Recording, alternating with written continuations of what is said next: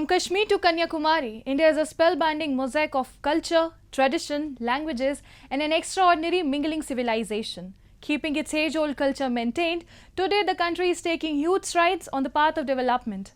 Hello, I'm your host Pratiksha, and today in our episode of My India, we bring you some of these stories that will offer you a glimpse into India's culture, diversity, and the developments happening in and around the world.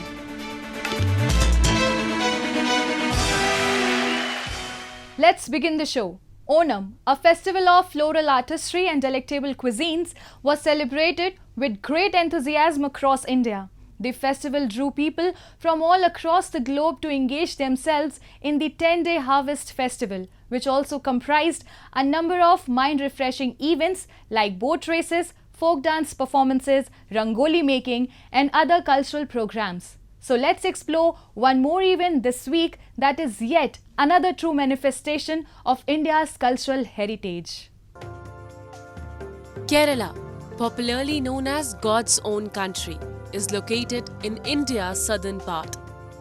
It has a long and rich cultural heritage that is closely intertwined with its flora and fauna. Annual festivals like Onam bring true joy to the people as it connects them with nature and cultivates fondness for one another. Start with sports events like boat races and tug of war, followed by traditional floral designs created by women with fresh yellow flowers to form rangolis. At the same time, men flaunt pulkit art, while temples perform religious processions every other day, drawing large numbers of people for feasts. This is how the 10-day harvest festival of Onam is celebrated in the southern state. Displaying over 20 cuisines served on banana leaves with a series of traditional folk performances, the Onam festival was celebrated with great fervor this year, attracting social media influencers and vloggers from across the globe. We are very privileged to be here today from North India to South, especially Kerala being a very exotic place, a very offbeat destination. It's been such a beautiful experience up to now, visiting all the cultural heritage, the different places where government is dealing.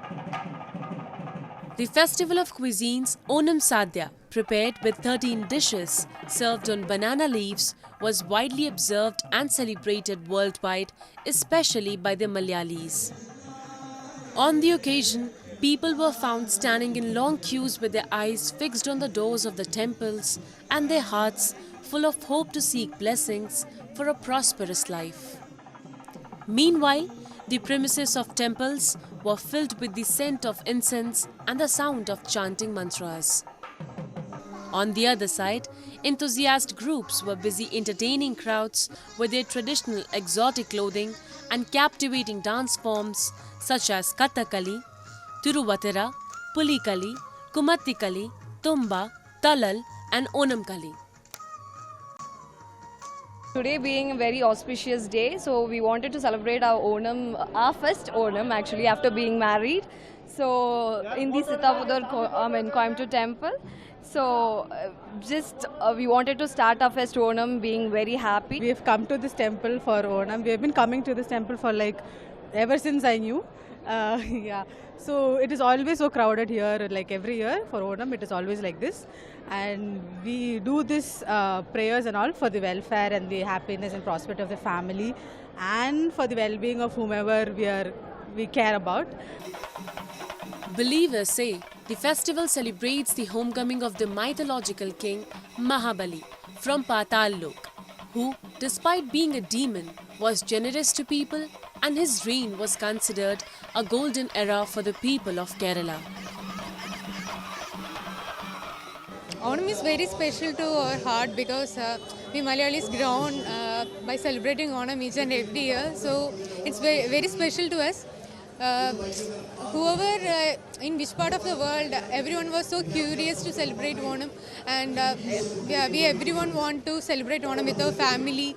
So after my 5 years of MBBS life, I couldn't celebrate Onam very much. So today, this year, after completion of my MBBS, I am very much excited to celebrate Onam with my family.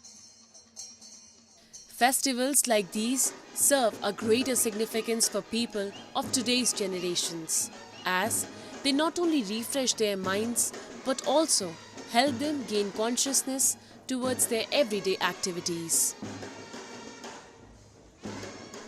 Apart from the health aspect, the festival is also garnering appreciation and alluring tourists from around the globe. This week, India also celebrated Raksha Bandhan, a festival that rejoices in the purest kind of bond between a brother and a sister. The festivity evokes a sense of brotherhood as people cutting across different religious backgrounds step forward to celebrate the bond of love, care and responsibility. Today in our show, we'll take you to a small Rakhi shop in Gujarat's Ahmedabad, where Hindus and Muslims have been preparing Rakhis for years, serving as an example of communal harmony. Let's have a look. Raksha Bandhan, a widely celebrated festival in India, glorifies the beautiful bond between a brother and a sister. Every year, the sisters tie a silk thread known as Rakhi on their brother's wrist, symbolizing an unbreakable bond of love and care between siblings. The Rakhi on the brother's wrist is a kind of promise that he makes to his sister that he will stand by her to the peril of his life. The tradition of Rakhi dates back to about 6,000 years, when sisters of warriors and kings would tie Rakhis on their brother's wrist for their safety and well-being during the war. However, history has preserved a ton of stories narrating instances of Raksha Bandhan, where the bond between a brother and a sister has come out as the most sacred and the most revered. The epic tale of Hindu Rani Karnavati and Muslim King Humayun, who took their brother-sister bond beyond the boundaries of religions, still reverberates in hearts of every Indian citizen.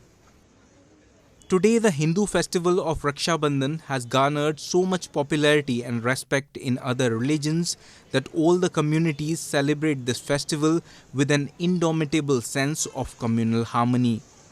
A small Rakhi shop run by Iqbal Sattar in collaboration with his Hindu counterpart Sunil Gupta in Gujarat's Ahmedabad is a living example of this ever-flourishing bond of love and brotherhood. मैं यहाँ पर आई हूँ लेने, ये इकबाल भाई के वहाँ पर इन्होंने बहुत अच्छी राखियों का कलेक्शन बनाया हुआ है, बहुत ही अच्छा। जैसे हम हिंदू हैं पर वो मुसलमान हैं, पर उन्होंने हिंदुत्व का ध्यान रखते हुए उन्होंने हमारे देवी देवता कृष्ण, ओम, श्री जैसे काफी हिंदुत्व का ध्यान रखते हुए काफी राखियों का सर्जन किया हुआ है। उन्होंने एकता का एक बहुत अच्छा मैसेज दिया है। उन्होंने हमारे देवी देवताओं में या मुसलमान के देवी देवताओं में कोई भेदभाव नहीं किया। Raksha Bandhan is observed on the last day of the Hindu lunar month of Shravana. The markets in Ahmedabad were bustling with women, men and children who wanted to buy the best quality Rakhis and sweets for their beloved siblings. राखी जो है वो हमारी 4 family से बनाता आती है, 4 पीढ़ी से, और हमारा हैंडीक्राफ्ट का मेन बिजनेस है। तो ये राखी की जो त्यौहार है वो एक त्यौहार को हमने इसके लिए पसंद किया है कि पूरे विश्व के अंदर, दुनिया के अंदर भाई बहन का प्रेम का ये एक ही त्यौहार है। Performing the traditional rituals on the day of Raksha Bandhan, families in every nook and corner of the country celebrated the festivity of love and compassion. Engaging in a cordial celebration of Raksha Bandhan, sisters tied Rakhis on their brothers' wrists while receiving blessings and gifts from their beloved ones. आज का दिन अगर सब भी तो खुशी लग रहा है, क्योंकि आज खुशी का दिन है, भाई बहन का दिन है। हर साल में एक ही तो दिन आता है राखी बांधने के लिए, तो इस दिन तो सभी हम लोग खुशी है कि भाई लोग का राखी बांधे, हम लोग मिठाई खाया है, भाई लोग मिठाई भी दिया है, गिफ्ट भी दिया है। Although the festival of Raksha Bandhan is prominent in Hindu culture, Iqbal never fails to meet the expectations of his buyers, who genuinely appreciate the distinctiveness of his beautiful Rakhis. These modest actions taken by people like Iqbal hold a significant impact on the future and help preserve our nation's secular fabric. And now, I round up some of the major stories that made news recently. Over 450 swanky high-end luxury cars are being arranged for delegates as the Indian capital of New Delhi gears up for the G20 summit. Government की तरफ हमें जो requirement आई है 450 गाड़ियों से ज़्यादा requirement आई है जो दिल्ली में आई है। अब इसमें ऐसे होता है कि जैसे हम अपनी जो है वो 150 गाड़ियाँ प्रोवाइड कर रहे हैं, बट 150 गाड़ियों के अलावा जो बाकी गाड़ियाँ हैं वो बाकी ट्रांसपोर्ट इंडस्ट्री के लोग मिलके बना रहे हैं, और उनके अलावा भी जो है मुंबई से, आगरा से, दिल्ली से, अलग अलग जगहों से, आगरा, मुंबई, पंजाब से गाड़ियाँ आ रही हैं रिक्वायरमेंट को पूरा करने के लिए। As per a car rental firm, luxury cars like the Audi Q7, BMW 5 Series and Mercedes Maybach are being arranged for the G20 summit, which will be held on September 9 and 10. US President Joe Biden, Chinese Premier Xi Jinping, Canadian Prime Minister Justin Trudeau and French President Emmanuel Macron are expected to attend the G20 summit. Russian President Vladimir Putin will not be present. During the two-day event, India hopes to forge agreement among members on matters ranging from reforms of multilateral banks to developing a global approach to cryptocurrencies.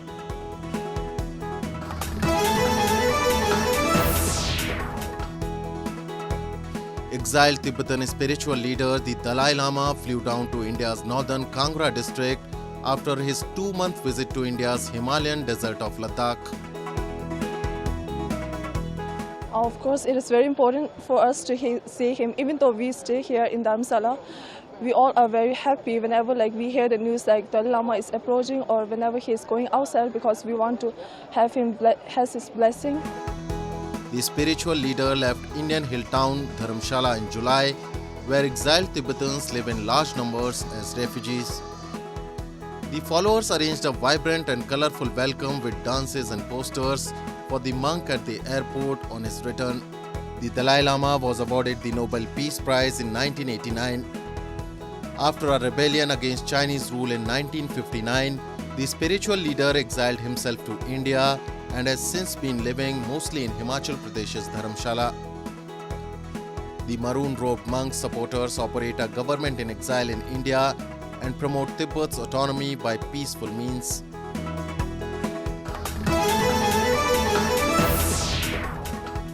The Indian Space Agency released new images of Chandrayan 3's rover Pragyan's latest findings on the surface of lunar South Pole. As per the Indian Space Research Organization, the rover in its journey witnessed a crater that had a 4-meter diameter, and the rover positioned itself 3 meters ahead of its location. The rover, commanded to retrace the path by ISRO, is now safely heading on a new path, said the agency.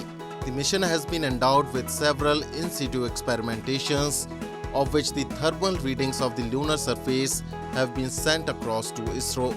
The soft, textbook touchdown by the lander after a failed attempt in 2019 sparked widespread jubilation and celebration in the world's most populous country. The media hailed the historic landing as India's biggest scientific feat. India, often known for its diverse culture and unique traditions around the world, has its own value system and beliefs derived from scriptures and the sayings of scholars and learned people like Sufi saints. They have not only played a key role in uniting religious communities, but also have emphasized the inward search for humanity. Today in our show, we'll take you to the Dargah of Syed Yufudullah in Tripura, which has become a common pilgrimage site for people from different religious backgrounds and ethnicities. Let's have a look. One of the northern eastern states of India, Tripura, has a rich tribal heritage and culture. At times, this culture had strong influences of Sufism and various other beliefs, making it an amalgamation of religions and practices. Syed Yufudullah Mazar Sharif in Tripura state is a glowing example of this multi-religious character developed over time among the residents. People from different walks of life come to the Dargah to offer their sincere prayers to the revered saint and seek his blessings. There is no discrimination among communities as everybody bows at the shrine and offers chadars. The 114 years old Dargah draws a large number of devotees from across the state who come here to get their wishes fulfilled. यहाँ आके सुकून मिलता है, चैन मिलता है। जैसे मान लो ये हिंदू मुस्लिम कुछ नहीं, इसमें सभी अपना आस्था के लिए आता है। जो आने के बाद सुकून मिलता है, चैन मिलता है, इसलिए आते हैं। यहाँ आने के बाद कोई मन्नत पूरा होता है कभी कभार, हम लोग इसमें विश्वास करते हैं तो इसलिए आते हैं यहाँ। The shrine is often filled with people who come here to be at peace and find an escape from their mundane lives. Devotees spend hours sitting and meditating in the premises of the Dargah. To facilitate these devotees, a langar is also organized once a week. A large number of visitors and devotees, regardless of their religious backgrounds, are served the meals to ensure that nobody goes empty stomach from the center of peace and harmony.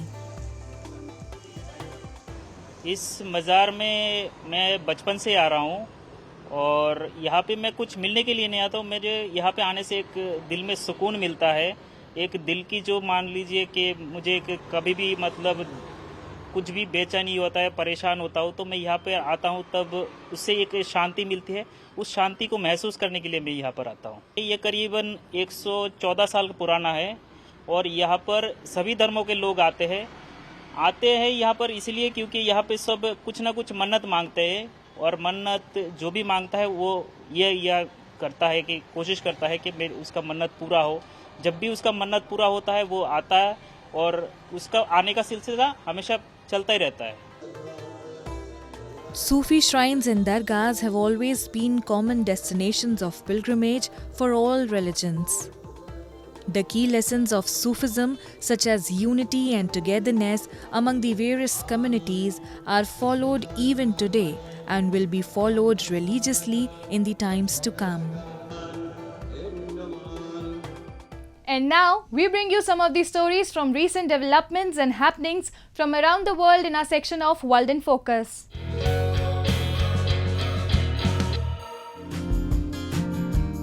Revelers hurled tons of overripe tomatoes at each other in the eastern Spanish town of Bunol at the annual Tomatina festival. Trucks loaded with tomatoes drove through the main street, distributing the seppi projectiles while partygoers threw them and covered each other in red juice. The Tomatina is said to have originated from a spontaneous bust-up among villagers in 1945.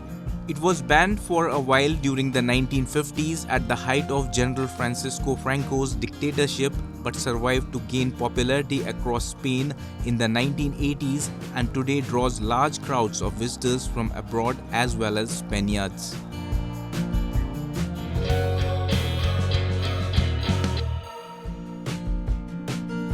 An ancient complex inside the old city of Jerusalem is revived again, transforming into a cultural center after a few years of renovation.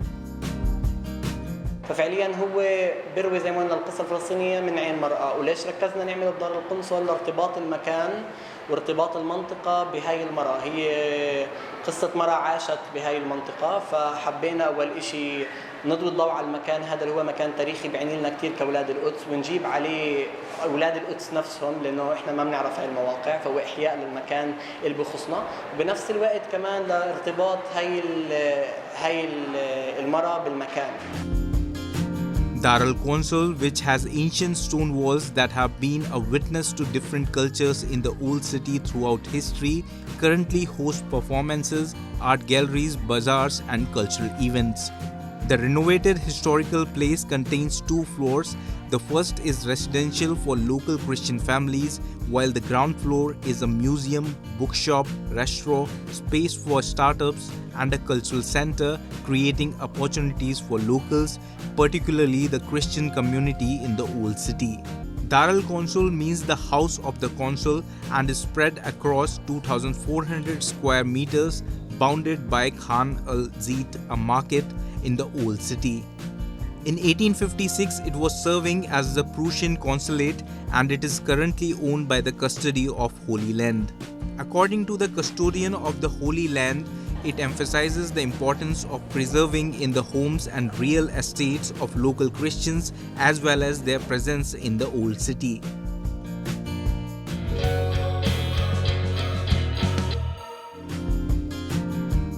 Archaeologists in northern Peru have unearthed a 3,000-year-old tomb that they believe might have honored an elite religious leader in the Indian country some 3 millennia ago. Hemos descubierto una tumba de 3.000 años de antigüedad. Esa tumba es muy peculiar, tamaño es grande, casi 2 metros de diámetro y 1 metro de profundidad, ¿no? Y un personaje de hombre masculino y echado a boca abajo, ¿no? Y medio cuerpo arriba está extendida, pero la parte del pie está cruzada. Esa posición bien peculiar. Dubbed as the priest of Paco Pampa, referring to the highland archaeological zone where the tomb was found, the priest was buried under 6 layers of ash mixed with black earth, decorated ceramic bowls, and seals indicating ancient ritual body paint used for people of elite standing. 2 seals were also found along the upper edges of the tomb, one with an anthropomorphic face looking east and another with a jaguar design facing west. The Paco Pampa Archaeological Project has been working in the area since 2005, the ministry said, adding that rock layers indicate the priest, who would have been buried around 1200 BC, was some 5 centuries older than the tomb of the Lady of Paco Pampa and the priest of the serpent jaguar of Paco Pampa, discovered in 2009 and 2015 respectively.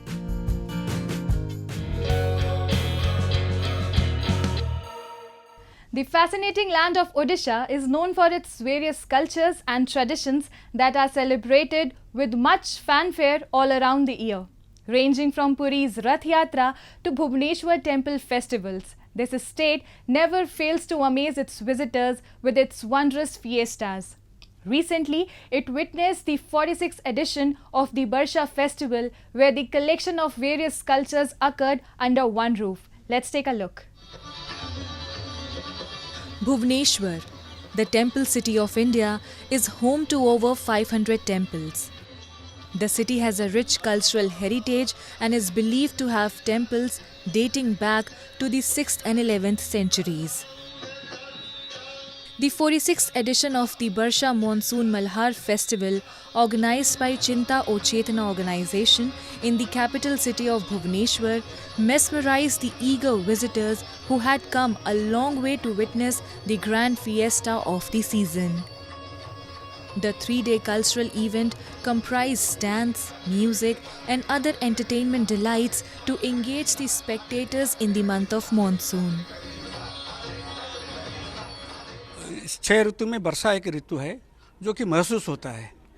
एक गर्मी के दिन वैसाखी होता है वो महसूस होता है, और जो शीत है जो जाड़ करते हैं वो थोड़ा थोड़ा महसूस होता है, और 4 ऋतु कहाँ गुम हो गए वो ढूंढना पड़ता है, वो है नहीं। इसके कारण हम लोग हैं, जितना देखिए जितना जानवर है, जो नदी है, जो पर्वत है, जो मेघ है, वो अपना कुछ नहीं बदलते हैं, लेकिन हम जो इंसान हैं हम इसको बिल्कुल इतना बर्बाद कर दिया है जो कि प्रकृति नहीं रहा। तो इसीलिए हम प्रकृति को लेकर के फेस्टिवल कर रहे हैं, वर्षा, बैसाखी और बसंत। Eminent personalities from different fields are closely associated with the organization and are committed to the cause of the socio-cultural development of the people across India. The evening involved a dance recital based on the ushering of monsoon season, performed by renowned Odissi artist Sujata Mohapatra. The performances were all about the life of nature and its evolution. Barsha is a great story, and we all enjoy when the rain comes. But when the rain goes furious, everybody in the world, they also suffer. So Barsha unites and Barsha also take away the life. So life-giving rain, how essential for us, to the earth and to the human being, and even if to the bird. Especially today when I performed Ritu Sambhara, Kalidasa's written Ritu Sambhara, where one episode of rain, and where I showed how rain gives love. Chinta O Chetna is an esteemed organization that emphasizes on cultural activities as a means of strengthening national unity. The organization also focuses on social services and economic development as part of the wholesome growth of the people.